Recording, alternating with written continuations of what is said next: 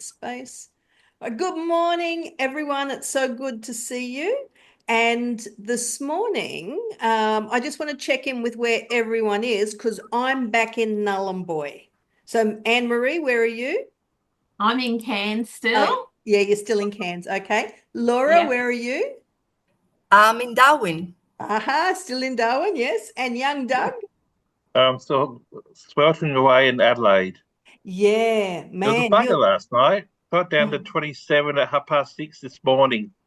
yeah, okay. So you've got Northern Territory temperatures, my friend. Yeah, today and Yes. yesterday, and back up to 39 by Sunday, I believe. My goodness. Yeah. Yeah, And is your entire house air conditioned? no, just the bedroom. Yeah. Okay, I have an admission to make because you know that I am You've been I bad again, lean have you? I got air conditioning again. Oh my God, it is so I'm such a baby. Yeah.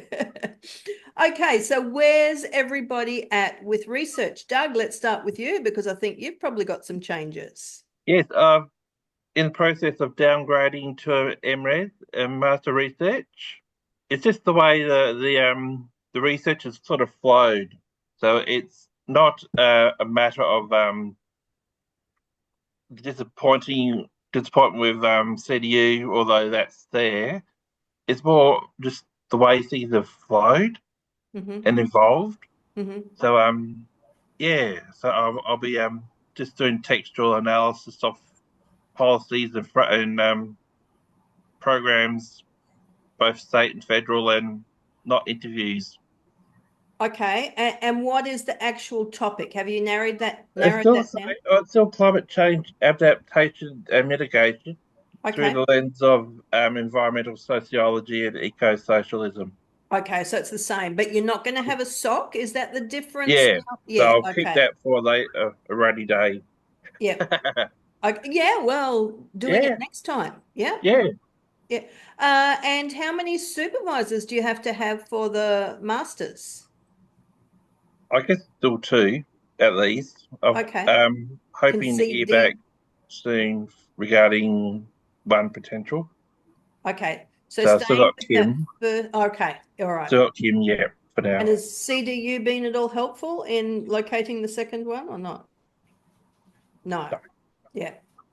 Yeah. Okay. I don't think you need to censor yourself in front of Laura. Laura, Yeah. no. Yeah. Yeah. Laura's absolutely fine. Yeah, yeah, yeah. No, the Office of Graduate Studies. Yeah. Studies and all that haven't really been on the ball about helping. They say there are potential supervisors, but they haven't said much since early January. Mm. Although that's only a couple of weeks, but still, Yeah. it's my candidate that's ticking down. Yes. Yeah. Yeah. Yeah, absolutely.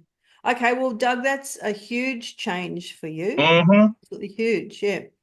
Laura, are you able to talk about your research and what's happening for you or not? Or maybe not. She might have just slipped away. So, Anne Yeah. Marie, let's go to you. What's happening in research world for you this last week in Cairns? Yeah. So I had supervision with all three of my supervisors during the week, which was really good. And I'd actually sent through to them some of my reflective stuff about like where I fit in the community and that sort of thing, and the ethical challenges that may arise from that. And I also sent through my artwork that I used to like process that thing, and I was one a bit concerned with these highly educated people reading my writing. And the that I didn't know like how my art stuff would fit with that, but it was really well received. So Mm. that was really nice. And yeah, they liked my style of writing and stuff. So that was good. Yeah, and so then they told me about this conference in Perth. It's early childhood conference over there, but the theme of it is universal but not uniform for policy and the what they deliver and that sort of thing as early childhood education and care. And so that really fits neatly with the stuff they're doing that mine's in conjunction with as well. So the applications had actually closed, but they extended them until next Wednesday. So I busily wrote an abstract with the idea of if I don't get enough research done before the time of the conference to put it in, that I can withdraw. But that, yeah, I've put the abstract in, which has been really useful because putting my stuff into an abstract has actually really focused Mm. what I want Mm. and how I incorporate the ACEs into their early childhood stuff. Yeah. So yeah, that was really good. And what was the other thing? There was something. Oh, that they went through, and I had some other people on the team go through all with me where all the documents are for their other research and how I can fit in with that, which yeah, so that was very good. Excellent. Hmm. And are you getting lots of work done while you're away, or is it? No, not really. Like I got that abstract, the abstract done. Um, and I've got the stuff done about, clarifying my positionality and that sort of thing. So they are important things, but I'm not getting as much work done each day as I would anticipate. Yes. Yeah. Yeah, I was the same while I was away. Like I go away with the best intentions of doing lots of work. Like I don't have to do anything else. I'm not telling anybody I'm in town. I'm just working. But it was the heat that got me. My brain melted. And I've realized that I really have become a postmenopausal baby. That and this is something I had never experienced or expected before, Mhm. how the heat would affect my ability to be able to do research. Like even reading 2 paragraphs, I'm wanting to argue with the author or, getting cranky and wanting to throw the book or the paper. And it was because of the heat. So hats off to people who are researching outside of air conditioning. The people who do field work, oh my, Mm. I have a new respect for them because I couldn't do it. No. And I've had an experience just this past week of making assumptions, that not everybody knows what I know. So when I was talking to people while I was away about my research, because they all want to know, particularly when I say, next time I come to visit, I'm going to be Dr. Bayliss, and they're all going, well, what is it that you're researching? And explaining terms that to all of us are second nature, like psychoeducation and bibliotherapy, and I give a brief a definition of each, but then they're going, how does that work? Like, Mm. does that mean I can just go to the library and all of a sudden I'm being a researcher? So it was really good for me to get those assumptions slapped back into my face because Yeah. it will now change the way I'm writing. Because of course, when I go to examiners, they probably won't be social workers. Yeah. So I have to absolutely spell it all out. Yeah. But Laura, how about you? Tell us about what's happening in your research world. And the other guys might not know you, although I think Doug probably does, but introduce yourself and tell Anne-Marie all about you. Yes, well, my role at Charles Darwin University has been that of language or learning advisor, library services, and I had a special task in this capacity to support research students, mainly, but not only, in scholarly writing. So whatever concerns writing at the level of research, that would be my, let's say, my task in supporting the students.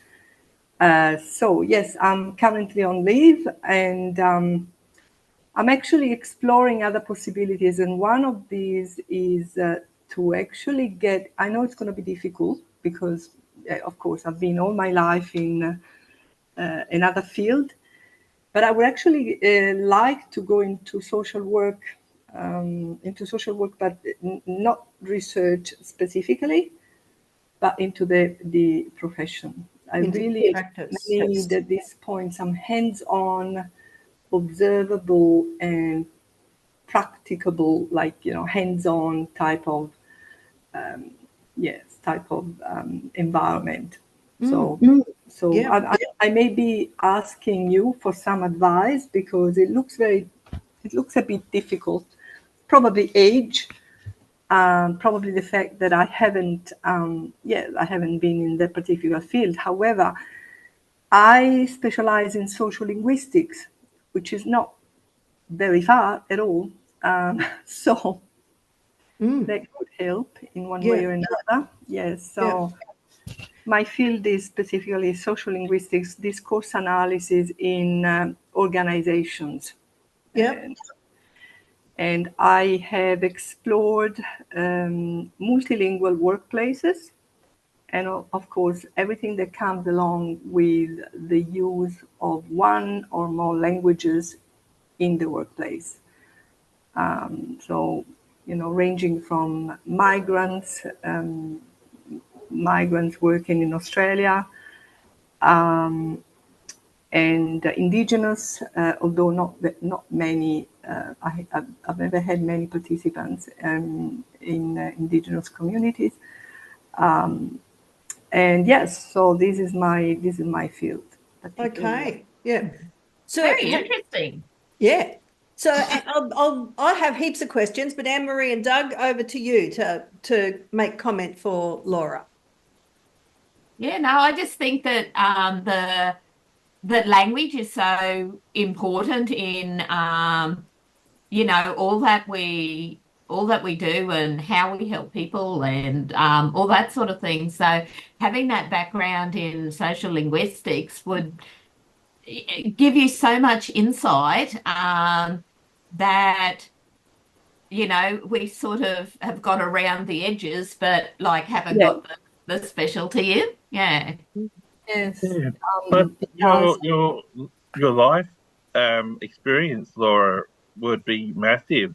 Like I guess you're coming from migrant experience yourself, so you've got. I'm not going to guess your age, but you've got several decades of life experience, which you could draw upon in your application to the course and meld, mold your when you do your placements. You got to do two placements usually, work experience placements, which I think you get paid for now, which you didn't used to. So that's good. Oh, what do you mean work? You have to do like on-site placements in a social work field to hone your skills after you do so much uh, book work, book learning, lecturing, and all. Not that you lecturing, but lecture work, and then you have to have a practicum Yes, of yes, so many hours, and then another one yes. later on. Yes, I mean, from the perspective of a tutor, I mean, of a trainer or of a student. As a student. Yeah. Yeah. Well, sorry. Well, I'm starting with a certificate 3 in community services. So, Yeah.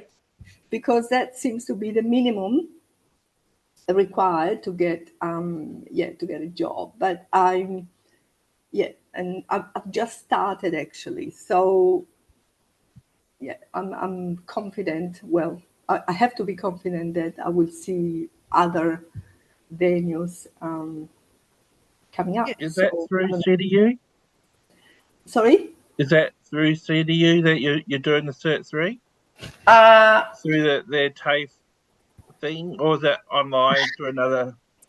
Or you well, got to keep that quiet? okay, let's put it this way. I'm still employed Yep. by CDU. Mm. But I do not think that this would be through CDU. So it really comes down a little bit of personal sphere, but it comes down to whether I decide to stay in Darwin or not. Yep. I think I will, and that is why I want to get into this this new sort of field. And then I may do research as I'm involved in the new type of work. Mm. I really feel, and I'm a bit of a critical, as you all are, of course, in your own field. I feel that research in Australia, of course, in broad strokes, has lost a little bit of what it used to be, and maybe I'm a woman of the past, but let's say, but what I intend is research. Research for me is advocacy, and I feel that the newer trends have lost this focus. I mean, I'm not talking of your research. I'm not really familiar. Then I'm sure that within your field, it's still, I mean, the advocacy element is still very strong. But for me, all fields should be, should have this backdrop.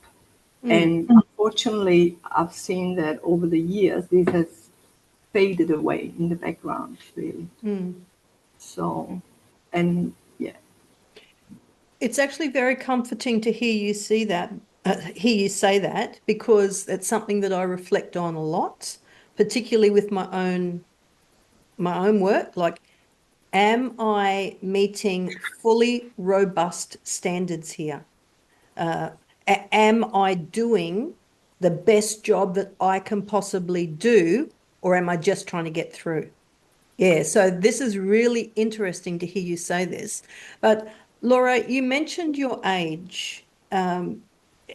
Your age is actually a blessing in social work because you do come with life experience. So it generally doesn't go against you. Like, you are coming with a lot of experience. If you're going to enter the field with only a Cert 3 and your past qualifications and experience, you won't be able to work as a social worker. So in Australia, to work as a social worker, you have to have the minimum 4-year degree, right?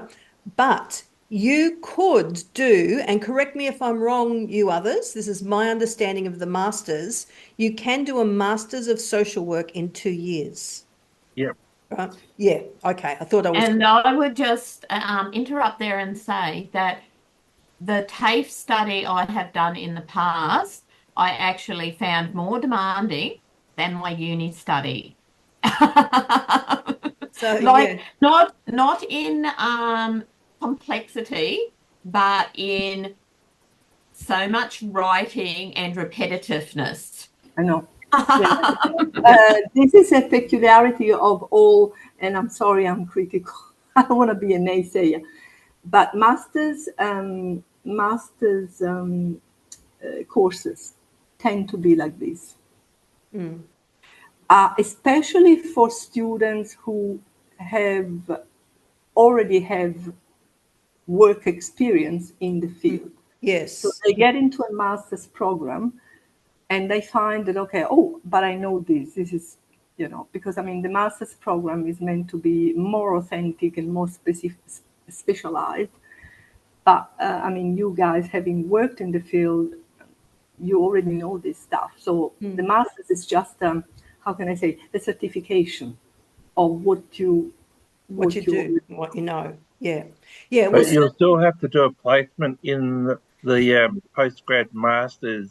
If you did a Bachelor of Social Work, you wouldn't have to do, then did a Masters of Social Work, you don't have to do placement in the Masters.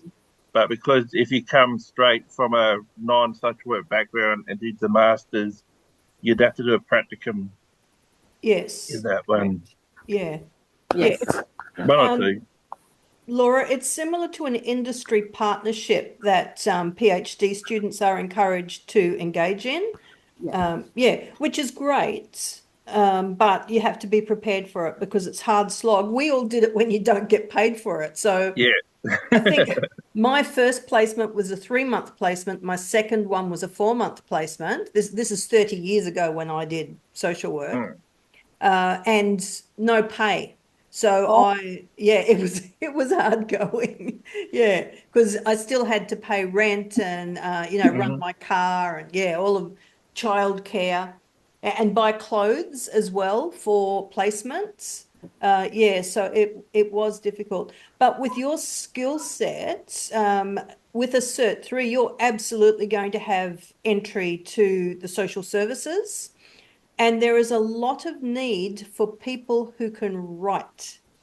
So writing like funding applications, responding to tenders, writing policies and procedures, because not everybody can write. It's not a skill that comes naturally to many people.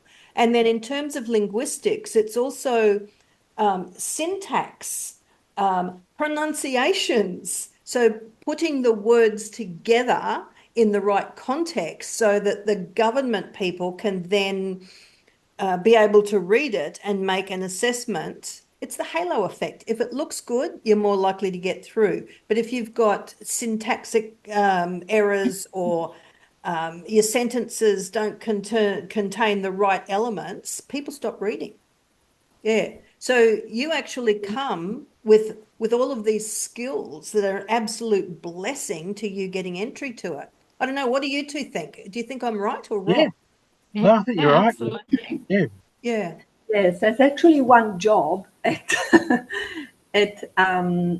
Anglicare, I think, which is, it's called an expression of interest. So I'm guessing they are not being lucky finding someone, and it's explicitly for funding requests, funding grants, etc. So I was thinking of applying. Yeah. Well, see, that's a natural progression for you and a beautiful stepping stone for whatever you want to do. Yeah. And I think you'd have lots of good referees as well, because you have helped so many students. And people love you. They always talk about Laura. Okay. Yes. Celeb. Yes, celeb. Yeah. Well, certainly Tara Brabazon used to really sing your praises. Yes. Yeah. We were very much in tune with the type of approach. Definitely, yes. Yeah. And it's not always the case. But yeah, I mean, we were quite aligned. Yeah. Well, you've come into a group where, well, certainly Doug and myself, we are Tara fans. And Tara was my supervisor. So I was devastated when CDU didn't give her adjunct status, like totally devastated. Yeah. And I still grieve to this day. Yeah, no, it's actually quite interesting. They, I know a little bit of the, the backstage of these situations, and Usually they don't have, I mean, university don't have a problem in in giving adjunct status or even co-supervisor. Co-supervisor is a bit more difficult because they tend to want the co-supervisor to be in the same university. Yeah. It used to be very different over, I would say, probably 10, 15 years ago. They would actually welcome supervisors from other universities. Yeah. Now, I don't know. Well, of course, I mean, there must be a political reason. But yes, adjunct, they are, well, also, I'm a bit analytical here, but I mean, if Tara was your adjunct, imagine, she would probably, because she has already supervised you, she would probably take over the research. And she absolutely would, just because based on her personality, even. Yeah, exactly. Yeah, and the stature. I mean, and universities nowadays tend to be a bit more territorial in this regard. Yeah. Well, universities nowadays are businesses, and the business model is going under for so many universities. It must be very scary. So I am, of course, I'm understanding of that. But as a PhD student who had, in my first 12 months, I went through 5 supervisors. That shouldn't happen. I know. And it was all through resignations. Like, damn, right? And reading between the lines, looking at the backstory of that, in the absence of the truth, people make up their own truth. So I made up my own truth about what must be happening in the background. Yeah.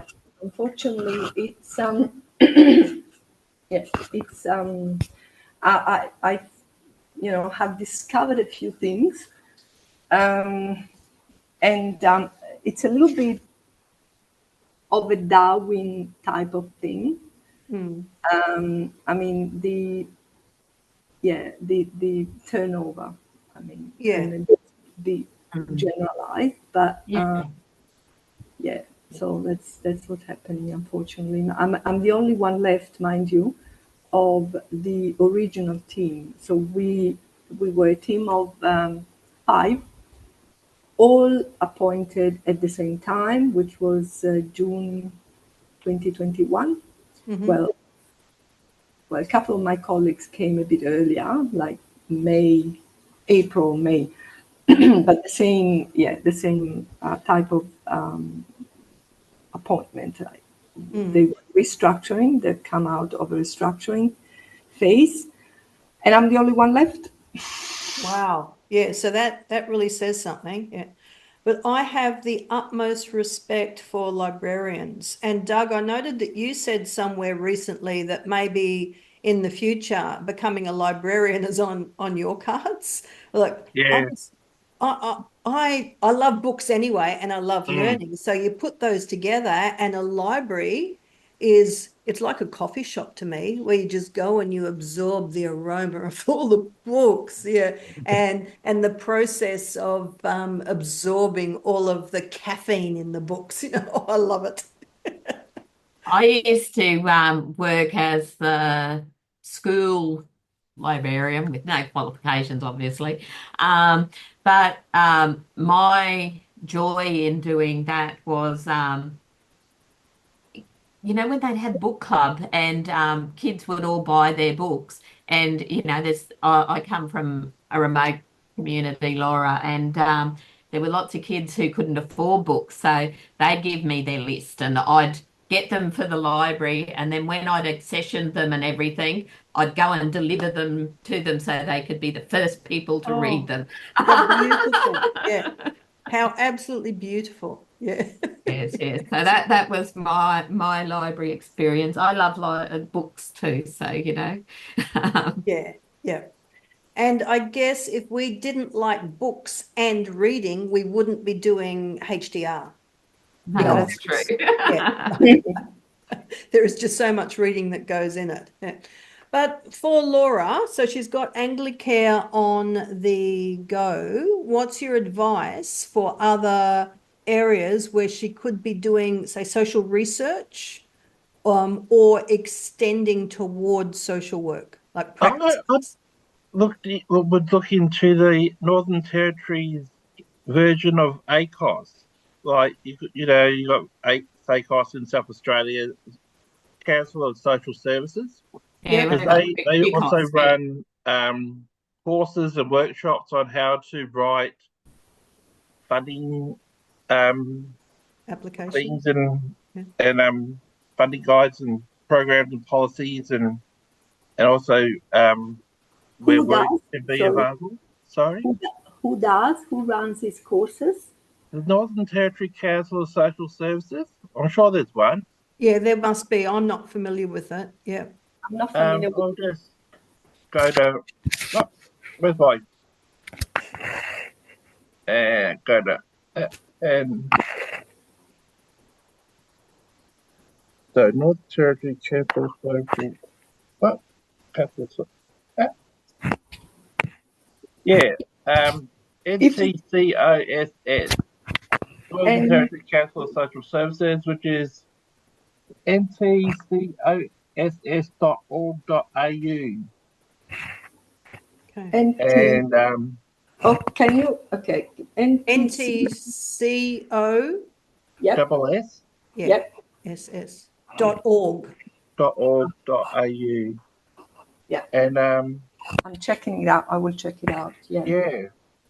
Yeah, because the masters for me at this particular moment, I can't undertake it, to be honest. No. It's a bit too demanding. Yeah. But you know, the entry level, I guess it's certificate 3. Yeah. Yes. Yeah. Yeah. Yep.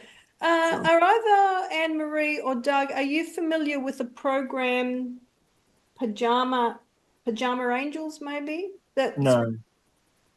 Anne Marie. I've heard of them, but yeah, So not familiar. yeah, okay. I haven't seen it in the Northern Territory, but that's another area, Laura, and I will actually do some research on that and get that to you, because that blends your skills again. It's a program where they put in people to read with underprivileged children, but those people often are doing assessments as well, and Yes. and adding to research. So I heard you say before, this is my interpretation now, that you wanted to be practice-based, right? So there's a difference between the theory and then doing the practice. And for those who are able to blend the two together, yee-haw, like that is so good. Yeah. That's what my PhD is about. It's actually about not only the naturally occurring interactions in the workplace, but it's also how these reflect a higher level of institutional discourse and policies, and the way people on the ground talk about this. Yeah, They talk okay. about this, they reason about, okay, the new policy in town, the new policy in the workplace, how do they rationalize this? How do they think they would implement it in their practices, and so on and so forth? So that's my PhD. So I think that would be probably useful. Yeah, absolutely. Yeah. Yeah. So, are you willing to share your dissertation with us all so we can read it? Sure. I mean, it's I'd love that. I can send it to you, the whole Yeah. Manuscript, if you want. I would love it. So if you want to Yeah. send it to me on my CDU address, I can then flick it to the other two, if that's all right with you, Laura. Sure, no problem. Yeah. And Marie, do you want to see it? I could see. Yes, that would be interesting. Yeah. And And Laura, I have actually, this is something that's opening up also to other students, not only from CDU. I have so much data left that I haven't been able to use, and it's already transcribed and everything. If someone wants to co-author anything, please let me know, because at the moment I'm a little bit, as I said, in transition. So I feel like, I have to put myself in motion a little bit. Yeah. Yeah. How By very all means, interesting. what you see in my PhD it's quite long. It's quite language based, so sometimes it becomes a bit technical, but not much. And but there's so much more behind. Like, I unfortunately talking about supervisors who, from one reason or another, disappear. Mine died before Oh, before I finished. Actually, I had a good chunk to go, and he was fairly old, 74, 75. And so I finished pretty much by myself. So I had to sort of rush through the end. But luckily, I already know what I was doing. So yeah, I was, yeah. yeah, yeah. Well, I'm now rushing because my plan is to hand in around August. Or no, sorry, my plan is to send it to the editor in August. So hopefully handing in September and then graduating November. That's my plan. But we all know that plans sometimes get buggered up, like supervisors die. Yeah. Or they get sick, or they Yes. change continents. Yeah, yeah. Well, and for all of us as well. Like I came in not with rose-colored glasses on, because I have supported so many friends through their PhDs. So I knew that life is going to get in the way, but not my life, thank you very much. And of course, my life kept getting in the way. I had two major moves in a 4-month period, and then the five losses of supervisors, and shit. Just kept Yeah, going. that's a little bit too many. That's a little bit too many. Although I think I had uh, one, two, only three, Yep. three. Yeah. But the first one disappeared very quickly, so she didn't. She didn't. I mean, we didn't start working together at all. I managed to escape. Um, And then the second one, she actually disappeared by herself because she went and worked in Saudi Arabia. Mm-hmm.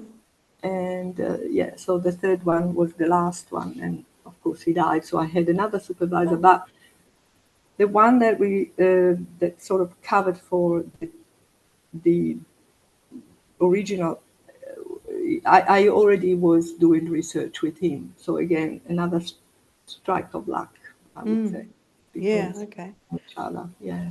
One of my research participants is a linguist from Ireland. Her comments, I ran book clubs to collect my data, Laura. So her comments during book club just blew me away. Like totally different thinking, and she picked up on nuances that nobody else did. So I am hoping against all odds that she ends up as one of my examiners. I don't think she can because, conflict of interest, she was a participant, but yeah, but she was saying the same too during her PhD. She said, I just about had a mental breakdown because of loss of supervisors, like right at pivotal times. Yeah, so it's a global thing. And Laura, where did you do your PhD? Was it in Australia or Yeah, overseas? no, Macquarie University. Yeah, okay. Yeah. Yeah. Yeah. So it's everywhere. Yeah. Yeah, Anne Marie, you hang on I to think, your supervisors. I will indeed. Actually, I think they want to hang on to me. I've got a bit of I know, a bonus. They want my location and my contacts. Of course. Yeah. Yeah, yeah. So yes, that sort of makes their research easier. So yeah. Yeah. Yeah. And Laura, you were about to say something and we spoke over you. I did my MPhil, so it's Masters by Research, at Sydney Uni. Okay. That was my first approach, systematic approach to research. Okay. And Yeah. that's, I wouldn't recommend that because it's quite technical and boring. Yeah. I started thinking that I'd do a systematic literature review to get that published. I soon dropped that idea. Oh, why? Oh, There's too much work for me at the time. So I just put the literature review has gone straight in as a chapter into the thesis. Yeah. Because yeah, go on, sorry.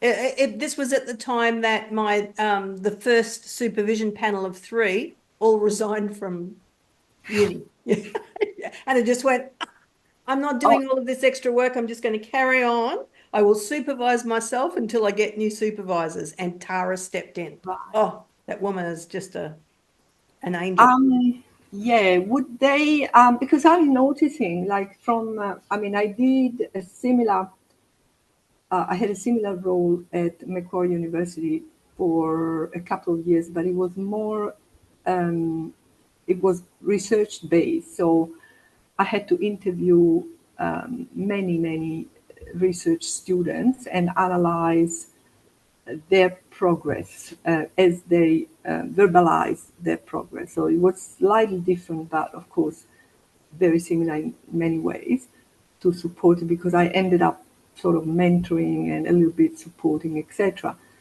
But during that time, which is about 10 years ago, I would say 6 or 7. And I also interviewed students from other universities. And in all the fields or disciplines, there was no systematic literature reviews used. Maybe 1 out of 30, something like that. Yeah. And now I've noticed that a lot, at CDU at least, a lot of students are going for the systematic review. And I'm wondering why. Do you have a health and science thing, isn't it? Systematic reviews. Than the social sciences and humanities. Yes, health more than social sciences, I would say. Yeah. Yes, because I thought about possibly doing one, but because mine's in the social sciences, I just thought not really worth it. True. I wonder if it's because at a PhD level, if it's the supervisors who want their name on another paper. So the student has to do the work for their literature review. So why don't we publish that and put all of our names on it?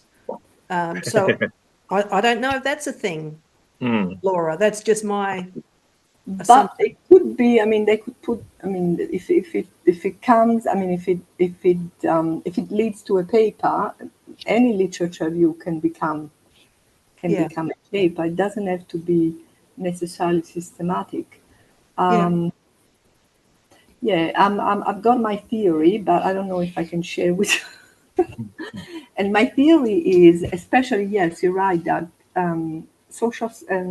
human sciences, but more towards the health sort of field. And so we're talking about psychology, nursing, etc., all that regards health more than the social services. They are, the trend that I am seeing is that of a post-positivist approach to research, which is good and bad. I don't know if you're familiar with this area of this approach.